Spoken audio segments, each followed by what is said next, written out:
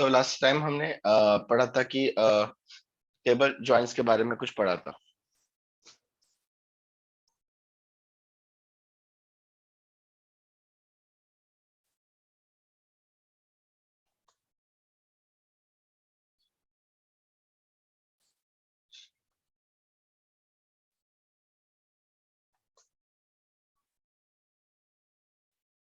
So last time हमने देखा था कि टेबल जॉइंट्स, राइट।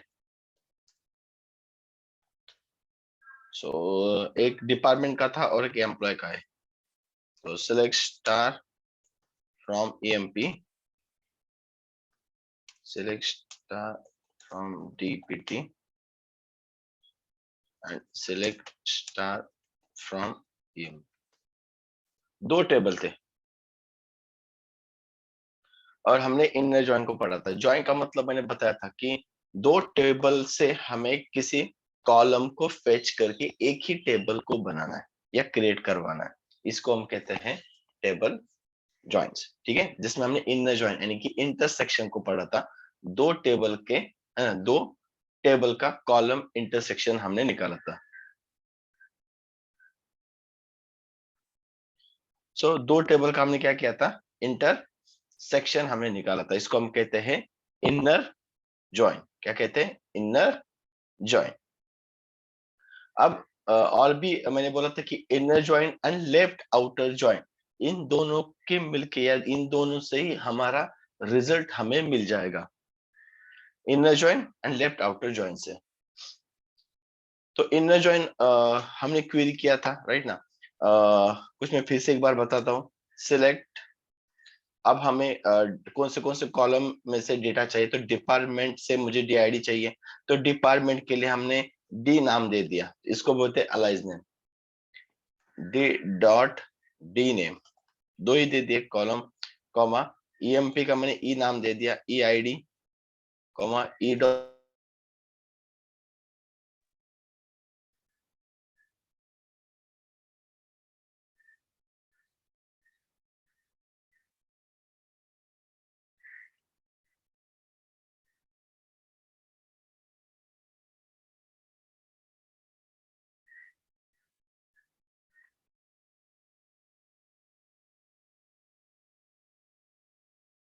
वॉइस आ रही है मेरी?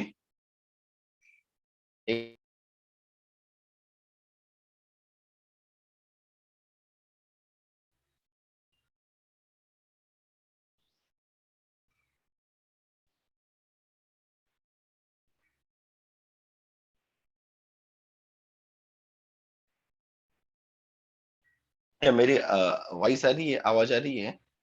एक बार चैट बॉक्स में अभी कंफर्म करना, अभी आ रही है क्या?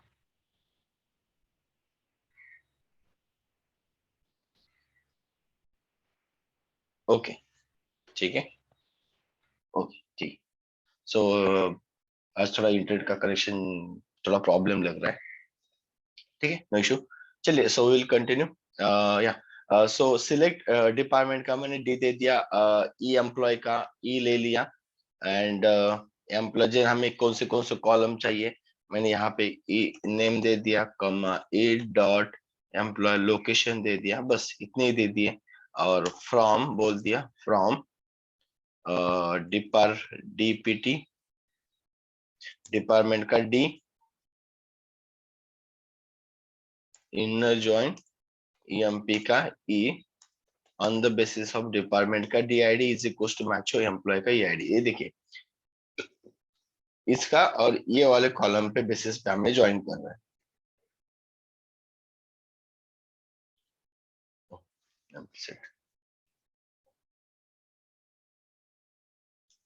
DID, अब देखो, अब आ गया। तो मुझे यहाँ पे क्या देना चाहिए, E.DID, मतलब ये वाला कॉलम और ये वाला कॉलम, ये दोनों जहाँ पे मैच होंगे वही रो मिलेगा। अगर वन यहाँ पे भी वन है तो उसका रिकॉर्ड मिलेगा। ये देखिए, फिर से वन का रिकॉर्ड ये मिला, है ना। मतलब वन डिपार्टमेंट आईडी में कौन कौन काम कर रहा है, तो वन डिपार्टमेंट का आईडी के अंदर 102 104 ये दो लोग काम कर रहे हैं। सेल्स डिपार्टमेंट के अंदर कौन काम कर रहा है, अकाउंट डिपार्टमेंट कौन अंडर काम कर रहा है। मतलब समझ में आ रहा है कि डायरेक्टली हमें इनके डिटेल्स यहाँ पे मिल जाते हैं। तो दोनों टेबल्स को कंबाइन करना, इसका मतलब होता है हमारा ज्वाइन। अब हमें कुछ नहीं करना है। अब लेफ्ट आउटर ज्वाइन का फंडा समझ लो। लेफ्ट आउटर ज्वाइन में लेफ्ट का टेबल पूरा आता है, दो टेबल है। अब लेफ्ट का पूरा टेबल जो है ना, ये आपको पूरा टेबल मिलेगा। अगर मैं इसे इस तरीके से इसको दिखाता हूँ, ये दो टेबल है। अब ये जो लेफ्ट वाला टेबल है ना, ये पूरा आएगा। एंड जो जो राइट वाले में जो मैच हो रहे हैं ना रिकॉर्ड्स, वही आएंगे। मतलब लेफ्ट का तो पूरा टेबल आएगा, उस कंडीशन पे, जिस कंडीशन पे हम उसको ज्वाइन करवा रहे हैं, उसमें से जो मैच हो रहे हैं वही राइट के अंदर के आएंगे। ठीक है, एग्जांपल देखिए, अभी क्वेरी लिखेंगे तो ज्यादा समझ में आएगा।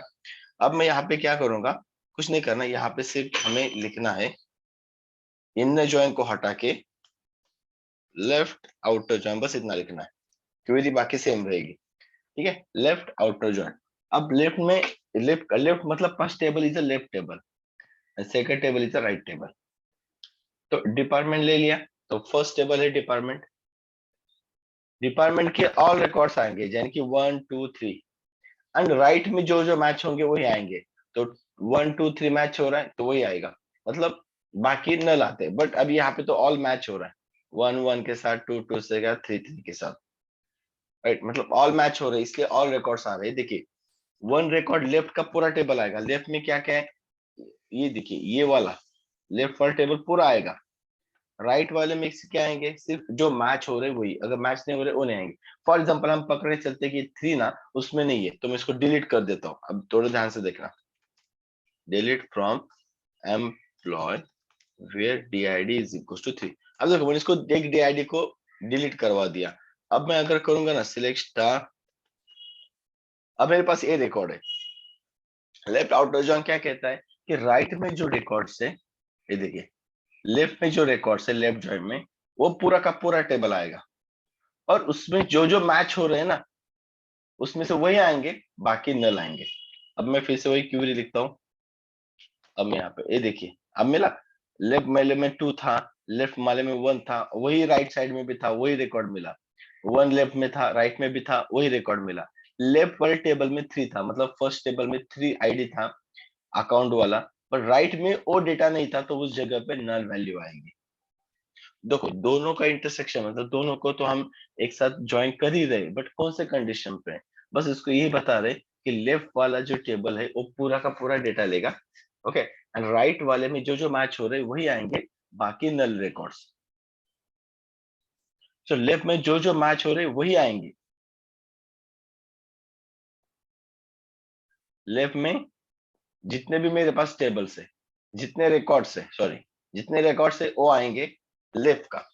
और राइट में क्या आएंगे, जो मैच हो रहे। 2 था राइट में, वो आ गया। 1 था, सेकंड 1 था, वो भी आ गया। अब 3 है, 3 लेफ्ट में है, राइट में नहीं है, तो उस टाइम पे राइट में क्या आएगा, हमें एक नल वैल्यू मिलेगी। सो लेफ्ट का टेबल पूरा आएगा, राइट में जो मैच होते हैं वही आएंगे। सेम इसके अपोजिट आपका राइट आउटर ज्वाइन है, इसलिए मैंने बोला था कि दोनों का रिजल्ट सेम आ जाता है, राइट आउटर ज्वाइन। राइट में क्या होता है, अब राइट का मतलब सेकंड टेबल, ये राइट वाला टेबल है, तो ये टेबल पूरा आएगा सेम इसके जैसे। और लेफ्ट में जो मैच होते हैं वही आएंगे, जो मैच नहीं होंगे और लेफ्ट टेबल में से नल वैल्यू आएगी। अब फिलहाल तो देखो, राइट में इसमें तो 2 है, 1 1 है, तो 2 2 और 1 1 इस लेफ्ट साइड में मैच होते हैं, वही आ गए। 3 लेफ्ट साइड में रिकॉर्ड है, बट वो नहीं आया क्योंकि राइट में वो प्रेजेंट नहीं है। राइट में जितने थे उतने ही आएंगे। राइट टेबल में क्या क्या है, मेरे पास 2 है, तो लेफ्ट साइड में भी 2 है तो वो रिकॉर्ड आएगा। 1 है, इसमें 1 है, वो आएगा। इसमें 1 है, ये 1 है, वो आएगा। Right, okay. बट हाँ, बट लेफ्ट साइड में क्या है, 3 था एक्स्ट्रा, वो नहीं आया। क्यों? क्योंकि वो राइट साइड में है ही नहीं। तो सिंपल, राइट एंड लेफ्ट का टेबल जो रिजल्ट है सेम मिल जाता है। आपके लिए लेफ्ट आउटर ज्वाइन कर लो या राइट आउटर ज्वाइन कर लो, बस इतनी याद रखना है।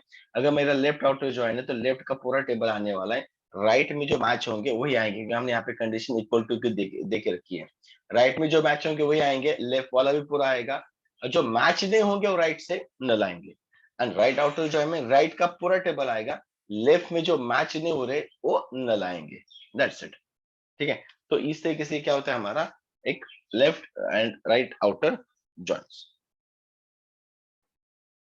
अभी अगर हम बात करते हैं क्रॉस जॉइन की या फिर यूनियन, यूनियन यानी कि फुल आउटर जॉइन, दोनों को एक साथ लिखना है। ये देखिए, दोनों क्वेरी एक साथ लिखना है। ये पहली क्वेरी है लेफ्ट आउटर जॉइन की, इसका सेमीकोलन निकाला, यहाँ पे मैंने यूनियन डाल दिया, फिर से सेकंड क्वेरी लिख दी जिसके अंदर मैंने लिखा है राइट आउटर जॉइन। ये देखो राइट आउटर जॉइन, तो यहाँ पे राइट आउटर जॉइन यूज किया, करेक्ट, ठीक है। तो दोनों को वही, एक लेफ्ट आउटर जॉइन की क्वेरी, एक राइट आउटर जॉइन की क्वेरी, सेम, सिर्फ बीच में क्या डाल दिया, यूनियन। मतलब लेफ्ट का भी पूरा टेबल आएगा, राइट का भी पूरा टेबल आएगा। लेफ्ट में से जो मैच नहीं हो रहे वो राइट में नल, राइट में जो मैच नहीं हो रहे लेफ्ट में नल होंगे, दैट्स इट। ये पूरा का पूरा, ये देखिए लेफ्ट और राइट दोनों भी आ रहे हैं, तो लेफ्ट में का भी टेबल आ रहा है, राइट में जो मैच नहीं हो रहे नल। हो सकता है इसमें अगर कोई ऐसा रिकॉर्ड होगा जो राइट में लेफ्ट में नहीं है, तो लेफ्ट जगह पे वो नल आ जाता। मतलब दोनों का इंटरसेक्शन, दोनों के भी टेबल्स हमें मिल जाएंगे, दोनों का यूनियन। सिर्फ बीच में क्या डाल देना है, यूनियन की क्वेरी डालनी है। ये यूज नहीं होता है, बहुत रेयर केस में यूज होगा, मतलब नाक के बराबर है। बट अगर कोई पूछता है कि कैसे करते हैं यूनियन फुल आउटर जॉइन, तो सर फुल आउटर जॉइन आपको क्या करना है, उनको बोलना है कि मेरे पास क्या है, लेफ्ट आउटर जॉइन है, लेफ्ट आउटर जॉइन मेरे पास है, उसके बाद यूनियन और उसके बाद मेरा राइट आउटर जॉइन। तो इन दोनों का हमारा क्या है, यूनियन है, इसको हम कहते हैं फुल आउटर जॉइन कहते हैं। देन तो ये होता है हमारा फुल आउटर जॉइन, ठीक है। मोस्टली आपका काम जो रिजल्ट है, जो रिजल्ट क्वेरी आपको मिलेगी inner join and left outer join से ही आपका रिजल्ट मिल जाता है। बट इन केस अगर पूछते हैं तो आप यूनियन बता सकते हो। एक होता है क्रॉस जॉइन। क्रॉस जॉइन का मतलब कैसा होता है, दो टेबल को क्रॉस, मतलब कि मेरे पास एक लेफ्ट का एक टेबल है और एक राइट का टेबल है, इन दोनों का क्रॉस कैसे होता है, जैसे कि मेरे पास ये 1 2 3 रिकॉर्ड है, यहाँ पे ए बी सी है। तो वन जो है ना, वो ए के साथ भी मैच होगा, वन जो है वो बी के साथ भी मैच होगा, ये सी के साथ भी मैच होगा। मतलब वन ए बी सी के साथ ज्वाइन होगा, फिर से टू सेम ए के साथ, टू बी के साथ, टू सी के साथ, उसको बोलते हैं क्रॉस। फिर से सेम थ्री ए के साथ, थ्री बी के साथ, थ्री सी के साथ। मतलब जैसे कि एग्जांपल में देता हूँ, जैसे कि मानो ये डिपार्टमेंट का टेबल है, ये एम्प्लॉय का टेबल है समझ लो, और ये डिपार्टमेंट है। अब इस टेबल में ऐसे कुछ लोग रहेंगे जो तीनों डिपार्टमेंट के अंडर काम कर रहे हैं, मतलब एक ही वो तीनों डिपार्टमेंट्स के अंडर अगर काम कर रहा है तो उसको हम क्रॉस जॉइन में डाल सकते हैं, राइट ना। कि एक ही सपोज ये मैनेजर है, ये या फिर हमारा हो सकता है कि ये एम्प्लॉय का टेबल है, ये हमारे प्रोजेक्ट का टेबल है, और ये एम्प्लॉय जो है एम्प्लॉय आईडी 1, वो तीनों प्रोजेक्ट के अंडर एज अ मैनेजर काम कर रहा है, मतलब उसका क्रॉस जॉइन होना चाहिए दैट टाइम, ठीक है। तो इसकी क्वेरी एकदम सिंपल है, इसमें कुछ नहीं करना है। आपको जो जो कॉलम चाहिए यहाँ पे बता दीजिए, सिलेक्ट, राइट ना, सिलेक्ट, अगर मैं स्टार लिखता हूँ तो ऑल कॉलम्स आ जाएंगे, ठीक है। Select star from DPT comma EMP, that's it, बस इतनी क्वेरी लिखनी है। कॉमा डाल के सेकंड वाला टेबल को नाम लिखना है, फर्स्ट कॉलम कॉमा करके second column, you will get the all cross join details, this is होता है क्रॉस जॉइन। अब यहाँ पे नोटिस करना है, जैसे कि डिपार्टमेंट आईडी वाला 1 है ना, सो राइट वाले के 101 के साथ मैच हो रहा है, 2101 के साथ मैच हो रहा है, 3101 के साथ, मतलब ये देखिए ये तीनों एक ही 101 जो एम्प्लॉय आईडी है ना उसके साथ चल रहा है। ये देखिए 101 101, उसके बाद 102 आईटी, 102 सेल्स, 102 अकाउंट, फिर से 104 आईटी, 104 सेल्स, फिर से 104 अकाउंट। मतलब ये जो एम्प्लॉय आईडी है ये क्रॉस जॉइन है, मतलब 1 के साथ भी है, 2 के साथ भी है, और 103 के साथ भी ज्वाइन कर रहा है। मेरे पास तीन डिपार्टमेंट है, तीनों के साथ 102 भी आईटी में भी काम कर रहा है, ऐसे समझ लो 102 अकाउंट में भी काम कर रहा है, 102 वाला सेल्स में भी काम कर रहा है, इसको कहते हैं क्रॉस ज्वाइन। उसमें क्वेरी कुछ लिखने की जरूरत नहीं, बस आपको सिलेक्ट स्टार करके कॉमा दे देना है, ये होता है हमारा क्रॉस ज्वाइन क्या होता है हमारा, क्रॉस ज्वाइन होता है, ठीक है। ओके, तो इस तरीके से हमारे क्या आ जाते हैं, जॉइंट्स के कंसेप्ट आ जाते हैं। मतलब ज्वाइन कुछ नहीं इसमें, जैसे अभी मैंने बताया वैसे क्रॉस, जैसे कि ये देखिए 101 तीनों के साथ काम कर रहा है, क्रॉस 101 इसके साथ, 101 2 के साथ, 101 3 के साथ, फिर से 102 1 के साथ, 102 2 के साथ, 103 3 के अंडर भी, यानी कि थर्ड डिपार्टमेंट के अंडर भी काम कर रहा है। तो इसको हम कहते हैं एक क्रॉस ज्वाइन कहते हैं। क्या कहते हैं कि इसको हम क्रॉस ज्वाइन कहते हैं।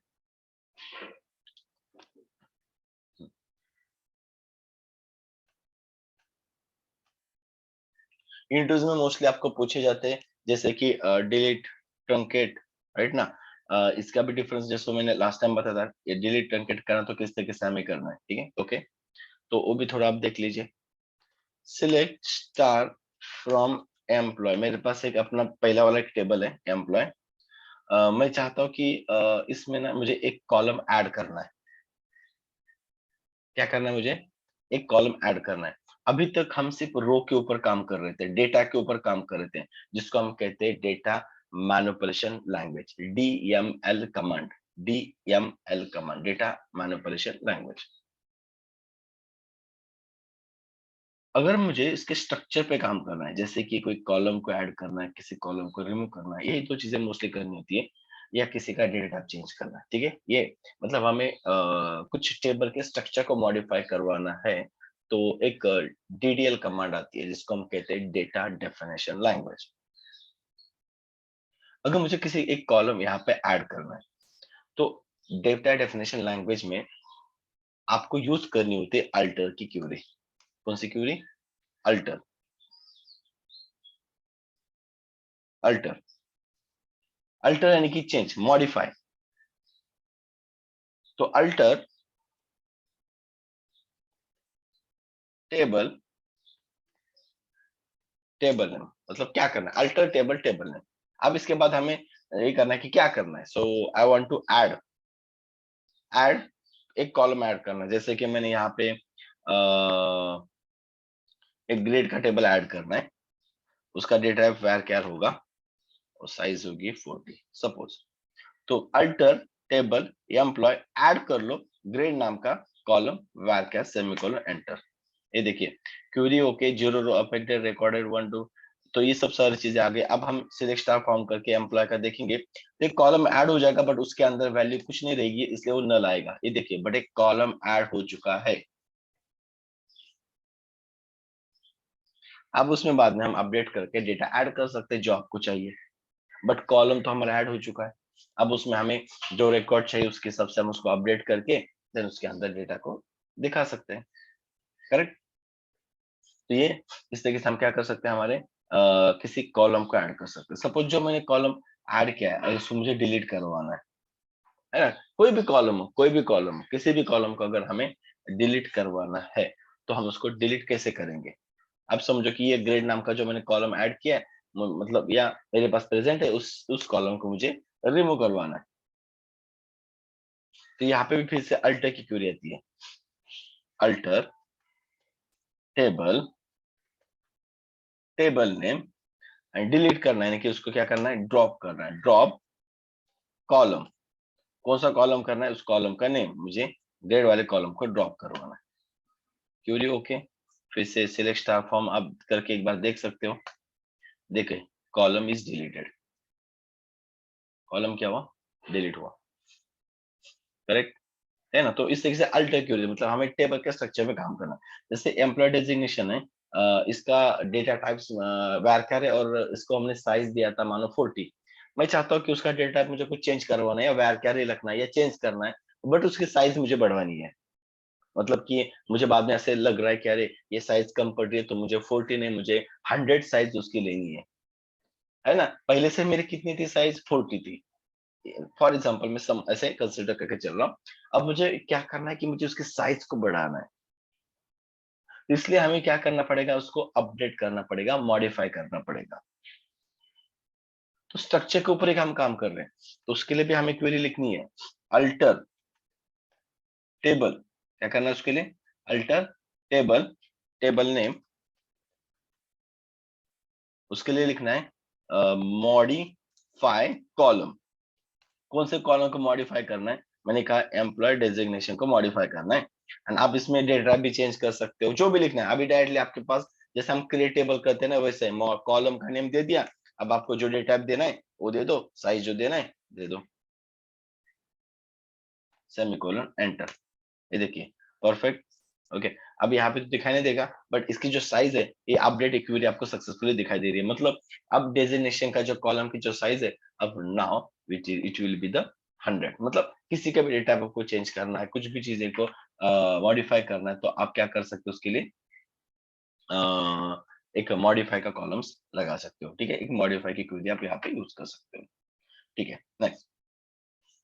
अब हम क्या करते हैं, मैं अभी आपको ना थोड़ा सा आगे वाले पार्ट पे लेके जा रहा हूँ। ठीक है, डिजांगो के साथ तो ये सब सारी चीजें और भी हम करेंगे। डिजांगो के साथ ये सब सारी इंसर्ट अपडेट डिलीट, ये तो सब सारी चीजें डिजांगो के साथ हमारी आएगी। बट फिलहाल हमें कुछ बेसिक ये भी चीजें करनी है, जैसे कि हम डेटाबेस कनेक्टिविटी डिजांगो से हमारे बैकएंड सर्वर से डेटाबेस के साथ करने वाले हैं। ठीक है, बट अभी यहाँ पे मैं आपको एक CRUD ऑपरेशन दिखाना दिखाना चाहता हूँ, है ना। क्रिएट CRUD मतलब होता है, सी मतलब क्रिएट, आर मतलब रीड, यू मतलब अपडेट, डी मतलब delete. Create, read, update, delete, इसको हम कहते हैं CRUD ऑपरेशन।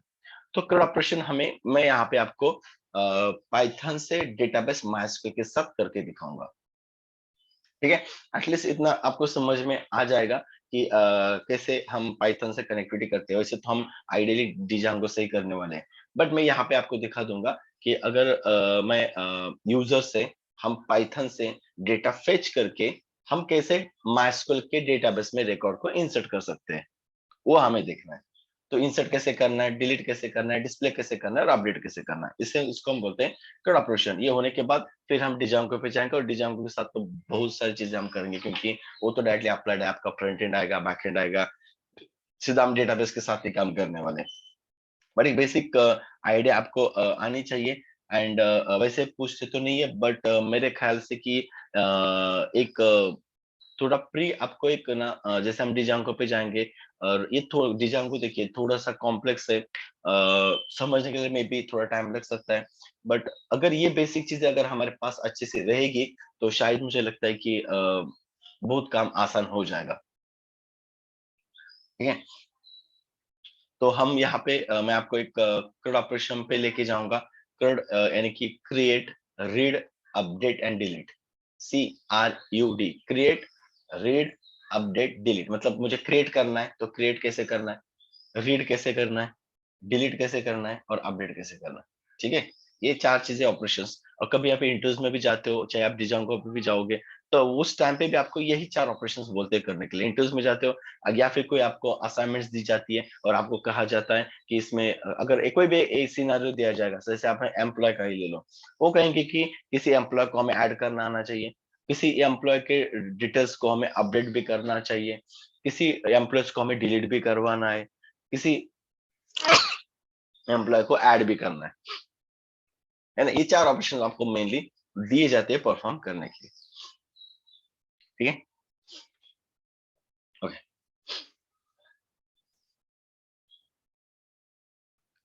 तो मैं यहाँ पे फाइल में जाके एक न्यू फाइल क्रिएट करता हूँ। ओके, अब सबसे पहले देखिए क्या क्या है, हमारे लिए रिक्वायरमेंट्स क्या है। तो ये जैसे कि अब देखिए कि मैं यहाँ पे एक डायग्राम निकालता हूँ। अब मेरा ना ये पाइथन है मेरा, ठीक है, ये समझ ले मेरा पाइथन का कोड है। किसका है? पाइथन का है। एंड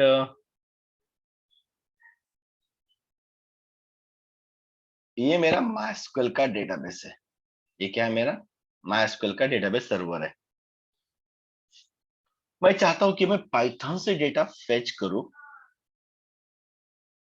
एंड इस डेटा को मैं भेज दूं इस डेटाबेस में। समझ में क्या करना है मुझे? हमने तो पाइथन से डेटा तो हम फेच कर ही सकते हैं, डेटा तो मेरे पास है। अब इस डेटा को इस माइस्क्यूएल डेटाबेस में मुझे ऐड करवाना है, यहां से डेटा फेच भी करवाना है।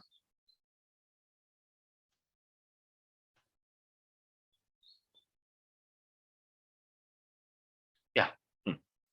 तो मैं यहाँ पे बता रहा था कि मुझे यहाँ पे मेरे पास है पाइथन का प्रोग्राम, यहाँ पे मेरे पास डेटाबेस, मैं इस पाइथन से इस डेटाबेस में रिकॉर्ड को इंसर्ट, डेटा को इंसर्ट करना चाहता हूँ, यहाँ से डेटा फेच करना है, यहाँ से डेटा मुझे डिलीट करना है, यहाँ से डेटा अपडेट करवाना है, बस ये 4 ऑपरेशन मुझे यहाँ से परफॉर्म करने हैं हमारे डेटाबेस माइस्क्वेल के साथ।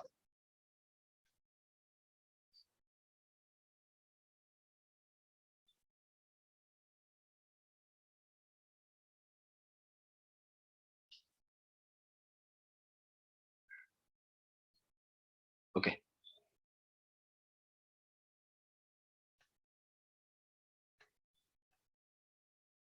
तो मैं विंडोज आर करके सीएमडी ओपन कर रहा हूँ। Everyone visible CMD,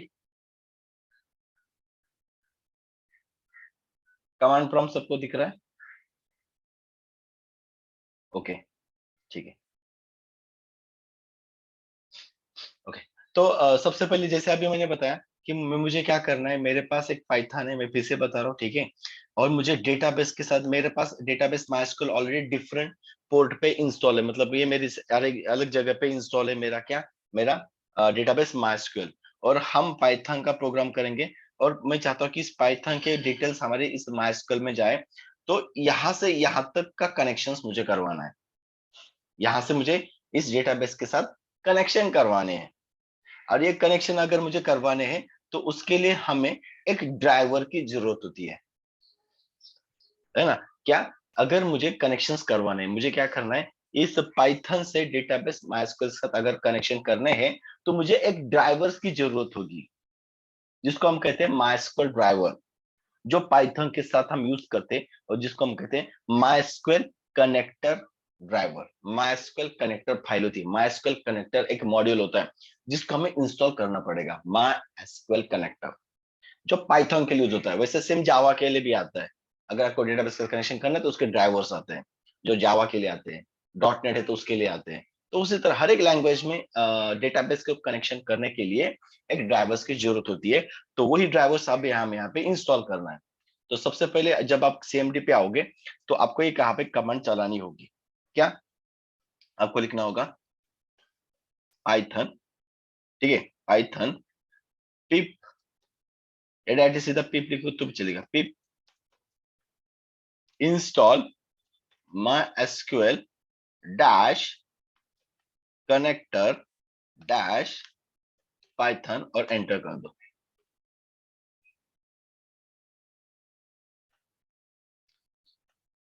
Yeah, having some internet issues today. Okay, so okay, yeah, I will try. See, जैसे कि यहाँ पे मैं फिर से एक बार बता रहा हूँ, यहाँ पे मैंने पिप इंस्टॉल MySQL कनेक्टर, बस इतना ही कमांड डाल दिया। मेरे पास ऑलरेडी इंस्टॉल था, इसलिए रिक्वायरमेंट ऑलरेडी सेटिस्फाई करके आ रहा है। तो आपके सीन में क्या होगा, ये इंस्टॉल हो जाएगा, ठीक है।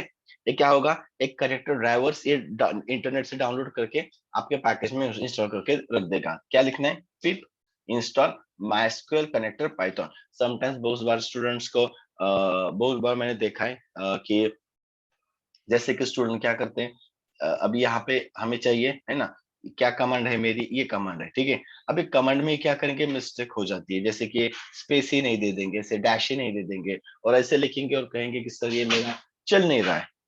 तो उनके लिए मेरा यही ये है कि जैसे हम पढ़ते हैं, जैसे हम देखते हैं, जैसे मैं आपको कोड दे रहा हूँ, तो एटलीस्ट उसको ना ठीक से फॉलो कर लीजिए, ठीक है। क्योंकि ये होता है सिंटैक्स मिस्टेक, है ना। तो ये मिस्टेक को ट्राई करना कम करने के लिए, ओके। क्या होता है कि ये अगर ये मिस्टेक आप ये अभी नहीं करोगे तो आगे जाके भी आप नहीं करोगे, और अभी से करोगे तो फिर आगे जाके भी ये मिस्टेक होगी। इसलिए उसको थोड़ा देखना है कि अरे हम कहाँ पे मिस्टेक कर रहे हैं, क्या हो रहा है, ठीक है। अगर कुछ इसके अलावा लॉजिकल में मिस्टेक है तो वो बात अलग है, ठीक है, उसके लिए सपोर्ट देना इंपॉर्टेंस है। बट जैसे कि अभी यहाँ पे मैंने यही नहीं देंगे और ऐसे लिख देंगे तो इंस्टॉल नहीं होगा, करेक्ट ना? ओके, तो थोड़ा सा ध्यान से देख के आपको हर एक चीज करनी है। तो ये हमें कमांड लिखनी है जिसके कारण मेरा एक ड्राइवर इंस्टॉल होगा। ये ड्राइवर किसके लिए इंस्टॉल किया हमने, ये ड्राइवर, ये मेरे पाइथन के प्रोग्राम को जो भी मुझे डेटा मिलेगा उसको हमें डेटाबेस माइस्क्वेल के अंदर इंसर्ट करवाना है, मुझे डेटाबेस के साथ कनेक्शन करने, तो ये ड्राइवर्स हमें हेल्प करेगा, राइट। ओके, इसलिए हमने माइस्क्वेल कनेक्टर पाइथन को इंस्टॉल किया। ठीक है, ओके चलिए अब मैं अभी एक आपको प्रोग्राम करके दिखाता हूँ। ठीक है, सो नॉर्मल हम मैं नोटपैड में आ गया, या फिर हम इसमें भी आके काम कर सकते हैं आईडीएलई में। चलो मैं आईडीएलई में आ जाता हूँ।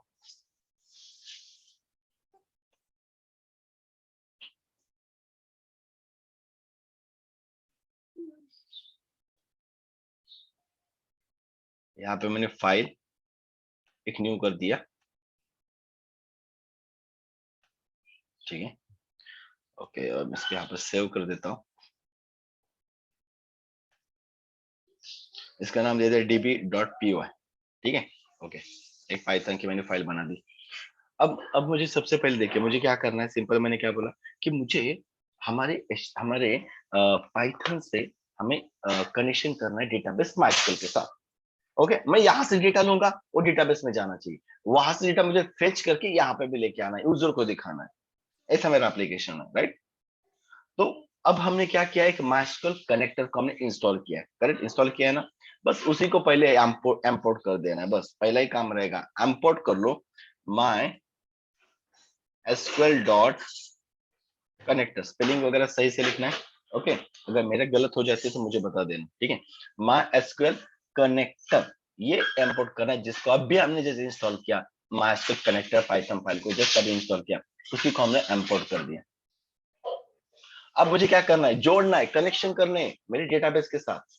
मेरे पास पाइथन प्रेजेंट है, अब मैं पाइथन के अंदर हूँ, मैं अभी इसको क्या करना है, हमें हमारे डेटाबेस मैथ के साथ जोड़ना है, कनेक्शन करने। किसके साथ, किसका यूज करके, इस कनेक्टर का यूज करके। तो अब हमें क्या करना है, तो मैंने लिखा यहाँ पे माई एसक्यूएल डॉट कनेक्टर, क्योंकि मॉड्यूल है ना, तो मॉड्यूल का एज इट इज हमने ले लिया माई एसक्यूएल डॉट कनेक्टर, और इसके बाद हम लिखेंगे कनेक्ट। मतलब इसके अंदर फंक्शन है, इस मॉड्यूल के अंदर कनेक्ट नाम का फंक्शन है, जिसको हमने कॉल किया MySQL dot connector dot connect. किसके साथ कनेक्ट करना है, तो उसका होस्ट नेम देना होता है। होस्ट इज इक्वल टू, ये ध्यान से देखना अब ये मैं कैसे लिख रहा हूँ। ठीक है, तो हमें सबसे पहले क्या लिखना होता है, होस्ट। ठीक है, इसको मैं थोड़ा बड़ा करता हूँ। ठीक है, होस्ट। अभी होस्ट हमेशा हमारा आता है लोकल होस्ट, क्योंकि जो हम कनेक्शन करते हैं लोकल होस्ट कैसे करते हैं, कमा। इसके बाद हमें क्या करना है, यहाँ पे हमारा यूजर नेम देना होता है, यूजर नेम। अब आपको याद होगा, जैसे आपने जब भी माइस्क्ल को इंस्टॉल किया होगा, तो उसमें आपने कभी देखा होगा यूजर नेम जो बाय डिफॉल्ट रूट आता है, अगर किसी ने सेट किया होगा यूजर नेम तो वही देना है। अगर किसी ने माइस्क्ल का यूजर नेम सेट नहीं किया है, नॉर्मल सबका इंस्टॉलेशन किया है, तो उसका यूजर नेम रूट ही होता है। जब आप कंपनीज में काम करने के लिए जाओगे तो कंपनी जो डेटाबेस देगी तो उसका यूजर नेम सेट करके देती है। ठीक है, तो उसका यूजर नेम रहेगा, जो भी रहेगा, एस्कॉट ABCD XYZ जो भी रहेगा आपको देना है। फिलहाल हम जो ये माइस्क्ल यूज कर रहे हैं उसका यूजर नेम आता है रूट। मतलब हम उसको कनेक्ट कर रहे हैं, जोड़ रहे हैं उस माइस्क्ल के साथ, तो उसका होस्ट नेम दे दिया, होस्टिंग दे दिया, जो लोकल होस्ट आएगा, यूजर नेम रूट आएगा, कमा। अब मुझे पासवर्ड देना है, समझ में आया, पासवर्ड इक्वल टू, तो पासवर्ड में हमें हमारा पासवर्ड देना है, जो कि मेरे डेटाबेस का पासवर्ड है 12345। तो मैंने पासवर्ड भी दे दिया। अब इसके बाद देखिए मैंने और एक चीज बता रहा हूं आपको, कॉमा करके एक यहाँ पे पोर्ट नंबर देना होता है। क्या देना होता है, पोर्ट नंबर। ओके, और मैंने बताया भी था दैट टाइम कि अगर आपके पास पहले से कोई भी डेटाबेस माइस्क्ल नहीं है और आप फर्स्ट टाइम इंस्टॉल कर रहे हो, तो आपको पोर्ट नंबर चेंज करने की जरूरत नहीं। आपका पोर्ट नंबर 3306 डिफॉल्ट ही होता है, डिफॉल्ट ही होता है। बट समटाइम ऐसा होता है कि किसी के पास कभी कभी कॉलेज के टाइम पे वगैरह पहले कभी कभी एक कोई डेटाबेस को इंस्टॉल करके रखा होता है, कोई जैम पे वैम पे या अनदर कोई डेटाबेस होता है माइस्क्ल का, तो वो क्या करता है, डेटाबेस 3306 पोर्ट को ऑलरेडी यूज कर चुका होता है, और एट ए टाइम एक ही पोर्ट यूज होगा, एक ही सॉफ्टवेयर एक ही पोर्ट को यूज करेगा। तो आप फिर से जब इस माइस्क्ल को इंस्टॉल करते हो ना, तो अब आपको ना पोर्ट नंबर को चेंज करने के लिए मैंने बोला था। ठीक है, एंड अगर किसी ने चेंज नहीं किया है तो उनका 3306 पोर्ट नंबर रहेगा। तब उनके लिए ऑप्शनल है, अगर मैं पोर्ट नंबर भी ना दूं तो भी चल जाएगा। ठीक है ना, क्योंकि जिनका पोर्ट नंबर 3306 है, जिन्होंने पोर्ट नंबर चेंज नहीं किया डेटाबेस इंस्टॉल करने के टाइम पे, तो उनके लिए पोर्ट नंबर ऑप्शनल है, नहीं दोगे भी तो भी चलेगा। बट अगर किसी ने चेंज किया होगा, जैसे कि मेरे पास जैम्पी पे मैं यूज करता हूँ, तो मेरे पास ऑलरेडी 3306 मेरा पोर्ट नंबर यूज हो चुका है, इसलिए जब मैंने इस माइस्कल को इंस्टॉल किया था तो मैंने मेरा पोर्ट नंबर 3307 बनाया था। तो मुझे मैंडेटरी है कि इसको पोर्ट नंबर को देना, तो मुझे यहाँ पे उसका पोर्ट नंबर देना ही पड़ेगा, क्योंकि नहीं तो ये कनेक्शन बाय डिफॉल्ट 3306 के साथ कर दूं। एंड आपके सीन में क्या होगा, अगर आपके पास कोई डेटाबेस नहीं, आप फर्स्ट टाइम माइस्कल को इंस्टॉल कर चुके हो एंड आपने पोर्ट नंबर चेंज नहीं किया, तो डिफॉल्ट आपका 3306 होगा। दोगे तो भी चलेगा, ऐसा कोई इशू नहीं है, एंड नहीं दोगे तो भी चल जाएगा। समझ में? तो इसमें कोई कंफ्यूजन नहीं करना है, मैंने क्लियर बोल दिया है कब यूज करना है। राइट, जब हमने माइस्कल को इंस्टॉल किया दैट टाइम अगर मेरा पोर्ट नंबर आपने चेंज किया होगा, उस टाइम पे आपको जो पोर्ट नंबर आपने चेंज किया वही पोर्ट नंबर देना है जो आपने चेंज किया है। हो सकता है 3307 जो 3308 भी आपने किया होगा, ठीक है ना, जो किया है वही। एंड आपने नहीं चेंज किया है तो 3306 ही रहेगा, वो आप यहाँ पे 6 दे सकते हो, या नहीं दोगे पोर्ट का ऑप्शन तब भी चल जाएगा, क्योंकि वो डिफॉल्ट 3306 के साथ ही काम करता है। ओके, उसके बाद अब हमें कौन से डेटाबेस के साथ उसको जोड़ देना है, डेटाबेस नेम, ये डेटाबेस का भी नेम देना है, जैसे कि हमारा डेटाबेस है पाइथन बैच 4 वाला, राइट ना, हम उसी के साथ काम कर रहे हैं ना माइस्कल के अंदर, ठीक है। अब ये होती है हमारी कनेक्शन स्ट्रिंग, एक हमें ये कनेक्शन इसकी मदद से करना है, तब जाके ये क्या करेगा, अपने माइस्क्ल सर्वर के साथ कनेक्शन कर लेगा, माइस्क्ल के साथ जोड़ लेगा। कौन से डेटाबेस के लिए, पहले से हमने यहाँ पे बता दिया कि पाइथन बैच 4, इस वाले को हमें क्या करना है, कनेक्ट करना है, उसके साथ कनेक्शन करवाने हैं। तो हमारा डेटाबेस है जो मैंने यहाँ पे यूज किया है, राइट, पाइथन बैच 4, राइट, जिसको हम यूज करके काम कर रहे हैं, ठीक है। तो डेटाबेस का भी नाम हमने यहाँ पे दे दिया। चलो, तो नेक्स्ट, तो अब हमें क्या करना है, नेक्स्ट स्टेप, अभी तो कनेक्शन हो चुके हैं, अब हमें क्वेरी भी फायर करनी है। तो क्वेरी फायर करना है, तो क्वेरी फायर करने के लिए कुछ ना कुछ हमारे पास होना चाहिए, है ना।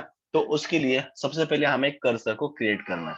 तो यहाँ पे इन सारी चीजों को जो मैंने कनेक्शन बनाया ना, इसको हमने एक वेरिएबल में स्टोर करके रख दिया। मैंने कौन नाम का वेरिएबल बनाया जिसके अंदर इस कनेक्शन को, पूरे स्ट्रिंग को मैंने स्टोर करके रख दिया। वी कैन से एक ऑब्जेक्ट ही हमने बना दिया, ठीक है, कौन।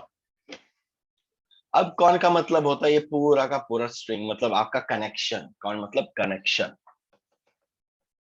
अब मैं यहाँ पे एक मैंने यूज किया माय कर्सर, एक कर्सर हमें करना है, माय कर्सर एक वेरिएबल बना दिया, एक ऑब्जेक्ट, आप उसका नाम कुछ भी दे सकते हो। तो मैंने यहाँ पे बना दिया माय कर्सर कनेक्शन, जो मैंने कनेक्शन बनाया ना, कौन डॉट कर्सर, ये आपको देना है ताकि हम कुछ क्वेरी फायर कर सके। इस कर्सर की मदद से हम डेटाबेस में कुछ,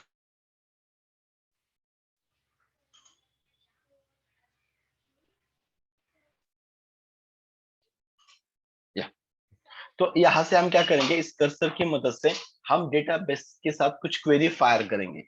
कर्सर क्या करेगा, किसके लिए यूज होगा, हमें क्वेरी को फायर करने के लिए काम आएगा, ठीक है। तो इसलिए कर्सर, तो समझ लो कि 3 लाइंस का कोड आपका डेटाबेस के साथ टाइम पे कंपलसरी होगा। पहले आपको इंपोर्ट कर देना है, सेकंड टाइम आपको कनेक्ट करना है, और उसके बाद एक कर्सर क्रिएट करना है। ओके, ठीक है। अब हमने माय कर्सर नाम का एक ऑब्जेक्ट बनाया, देन अब इसकी मदद से अब हम क्या कर सकते हैं, हमारे टेबल के साथ हमारे डेटाबेस का जोड़ सकते हैं, कुछ भी कर सकते हैं, राइट। ओके, अगर मैं यहाँ से इंसर्ट भी करना चाहता हूँ तो भी मैं इंसर्ट कर सकता हूँ, क्रिएट करना है तो क्रिएट कर सकता हूँ। अब मैं एक एग्जांपल करके दिखाता हूँ। मैंने यहाँ पे लिखा माय कर्सर डॉट एग्जीक्यूट नाम का फंक्शन कॉल करना है, एग्जीक्यूट, एग्जीक्यूट एक क्वेरी फायर करेगा। माय कर्सर ऑब्जेक्ट बनाया ना कर्सर का, तो ये एग्जीक्यूट को कॉल करेगा, जिसके अंदर हम क्वेरी पास करेंगे। जैसे कि समझ लो मुझे एक डेटाबेस, एक टेबल ही क्रिएट करना है, इस पाइथन बैच 4 के अंदर, इस डेटाबेस के अंदर मुझे एक टेबल क्रिएट करना है, तो बस इसके अंदर क्वेरी लिखना है जो हमने उस टाइम पे किया था, जो ऑलरेडी हमने पढ़ा है ना कैसे करना है टेबल क्रिएट। कोई भी क्वेरी लेगी इस एग्जीक्यूट के अंदर आप फायर कर सकते हो। तो मैंने लिखा क्रिएट टेबल, टेबल नेम, तो मैंने एक टेस्ट नाम का टेबल बना दिया, एंड उसके अंदर पैरामीटर्स ऐसे कुछ दे दिया, आईडी दे दिया, इंट नेम दे दिया, जो वार क्या रहेगा, ओके, कॉमा करके मैंने नेम, उसके बाद एक मोबाइल नंबर दे दिया या फिर कोई ईमेल दे दिया, समथिंग, ठीक ऐसे ईमेल दे दिया, वार क्या जोड़ दिए, हाँ, एंड एंड मैंने इसको एंटर कर दिया, ठीक है, मतलब इसको सेव कर दिया। अब इतना, बस इतना ही मैंने करना है। और उसके बाद मुझे जस्ट एक मैसेज दे देना है, प्रिंट में मैंने एक मैसेज दे दिया कि टेबल क्रिएटेड, बस। अब मुझे इसको रन करना है। अब ये क्या करेगा पता है, अब ये कनेक्शन करेगा आपके MySQL के साथ, MySQL के साथ ये क्या करेगा, जुड़ जाएगा। एंड उसके बाद कर्सर की मदद से क्वेरी फायर करने के लिए आएगा। तो कर्सर हमने बना दिया, तो कर्सर से एग्जीक्यूट करेगा, डेटाबेस तक एक क्वेरी लेके जाएगा, क्योंकि कर्सर का मतलब है कनेक्शन। तो हमने ये जो क्वेरी लिखी है कर्सर की मदद से, ये जाएगी कनेक्शन के साथ। तो कनेक्शन को पता है उसको कहाँ तक जाना है, हमने सब चीज उसको बता दिया, हो जाएगा हमारे MySQL में, और एक क्वेरी फायर कर देगा, and at the end of ये मुझे मैसेज मिल जाएगा। सो लेट्स सी, अगर ये सही होता है तो समझ लेना कि हमारा काम सक्सेसफुली हो चुका है। एंड कुछ एरर आता है तो लेट्स सी, बट हमें यहाँ तो मैसेज मिल चुका है टेबल क्रिएटेड, मतलब ये मेरा सक्सेसफुली हो चुका है। अब ये भी देखना है कि ये सचमुच यहाँ पे क्रिएट हुआ या नहीं। तो आपके डेटाबेस MySQL में जाओ, और हम किसके अंदर है, पाइथन बैच 4 इस डेटाबेस के ही अंदर है, राइट ना। तो जितने भी टेबल्स उसके अंदर के आपको देखने हैं, तो शो टेबल्स आपको बोलना है सिर्फ। एंटर करोगे तो आपको टेबल दिख जाएगा, और आप देख सकते हैं यहाँ पे टेस्ट नाम का टेबल इज क्रिएटेड, है ना। तो यहाँ पे हमने कुछ नहीं किया, अब यूजर को सिर्फ इतना दे दिया, यूजर ने यहाँ से क्वेरीफाई कर दिया, काम कर दिया। अब जो हमने टेबल क्रिएट किया उसके अंदर मुझे मानो कि रिकॉर्ड इंसर्ट करना है, तो मुझे इसको अभी जरूरत नहीं है, समझ में आया ना, इसको मैंने कमेंट्स में डाल दिया। अब मुझे यही इतना ये चीजें मुझे कंपलसरी चाहिए, पहले कनेक्शन, देन कर्सर। अब मुझे क्या करना है, इंसर्ट करना है, जो मैंने यहाँ पे बनाया ना टेबल, इसके अंदर रिकॉर्ड को इंसर्ट भी करवाना है। तो मैंने कर्सर तो बना दिया हूँ, अब मुझे क्वेरी लिखना है। तो क्वेरी लिखने के लिए, है ना, तो क्वेरी लिखने के लिए डायरेक्टली हम ऐसे लिख दिया, माय कर्सर डॉट एग्जीक्यूट, और मैंने यहाँ पे लिख दिया insert into table name values id 1 name, इसके बाद ईमेल, ठीक है। और उसके बाद ये तो हमारा हो जाएगा क्वेरी फायर, और उसके बाद मैंने प्रिंट पे एक मैसेज दे दिया, रिकॉर्ड इंसर्टेड। मैं फिर से इसको रन कर रहा हूँ, रिकॉर्ड इंसर्टेड मैसेज मिला। चलिए अब डेटाबेस में आके अभी टेस्ट वाले टेबल का डेटा फेच करते हैं, select star from test, sorry sorry मैंने गलत लिखा, टेस्ट लिखना है, हाँ। सॉरी शाह ये तो एम्प्टी बता रहा है, तो इंसर्ट नहीं हुआ, इंसर्ट इनटू टेस्ट वैल्यूज।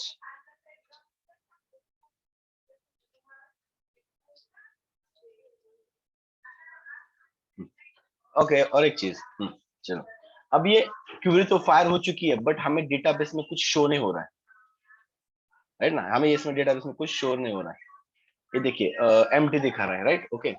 तो ये होता है कि कैसे क्या होता है बताएं, कि जब हमने यहाँ से क्वेरी फायर कर दी डेटाबेस में, तो ये डेटाबेस तक पहुंच गई, ओके, है ना, बट फायर नहीं हुआ। फायर इसलिए नहीं हुआ क्योंकि ये डेटाबेस को अभी टेबल को चेंज करने वाला है।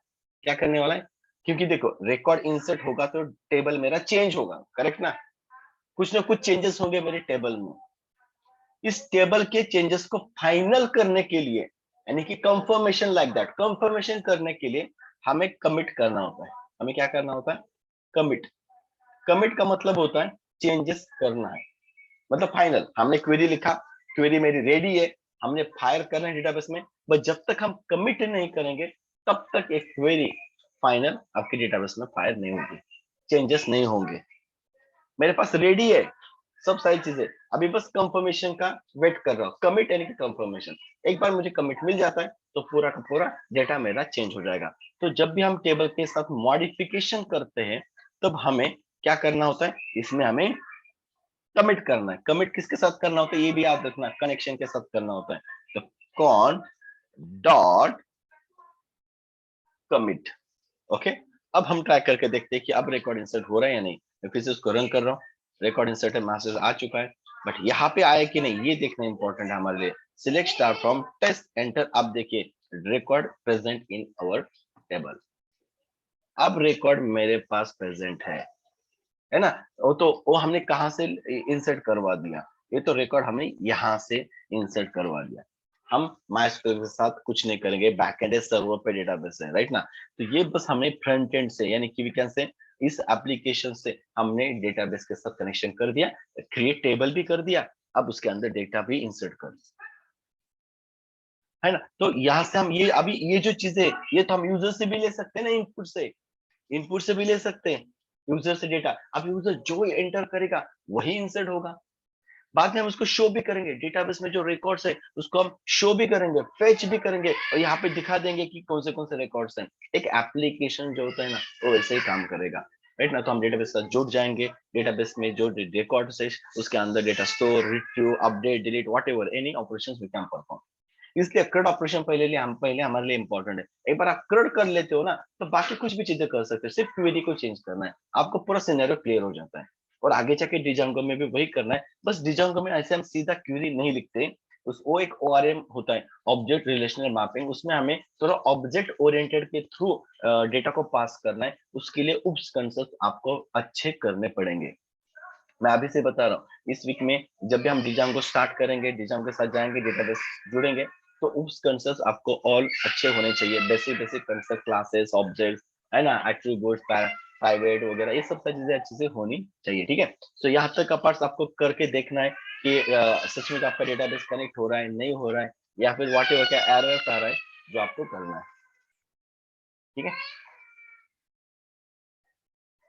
अगर कुछ रिकॉर्ड लेना है तो हमें वो हम देखेंगे नेक्स्ट सेशन में, data how to fetch the data, ठीक है। एंड हर जब भी आपको क्वेरी फायर करनी है आपको एग्जीक्यूट ही करना है, मतलब कुछ भी क्वेरी फायर करनी है एग्जीक्यूट के अंदर, चाहे वो इंसर्ट की हो या डिस्प्ले के लिए, वॉट एवर। एग्जीक्यूट क्या करता है, इस क्वेरी को लेके डेटाबेस तक पहुंचाता है, बस उसका काम है यहां से उठा के वहां तक लेके जाना। बाद में डेटा एक जो क्वेरी आपके डेटाबेस में फायर हो जाएगी। एग्जीक्यूट का काम है उस डेटा इस क्वेरी को लेके आपके डेटाबेस तक पहुंचाना। सो एवरी टाइम हमें क्या लिखना पड़ेगा, execute, cursor dot execute, cursor dot execute, ठीक है। सो यहाँ तक आप पार्ट्स करके देख लो। सो कल हम उस डेटा को फेच करेंगे, अपडेट, डिलीट, सब कुछ कल का ऑपरेशन कंप्लीट कर देंगे फिर। ओके, पूरे के पूरे एक साथ। ओके, ठीक है, यहाँ तक का कर लो। कुछ और किसी का प्रॉब्लम आ रहा है कनेक्शन में या कुछ आ रहा है तो मुझे उसका फोटो निकाल के मुझे शेयर कर देना, अगर कुछ इश्यूज आ रहा है तो। ओके, ठीक है, चलो।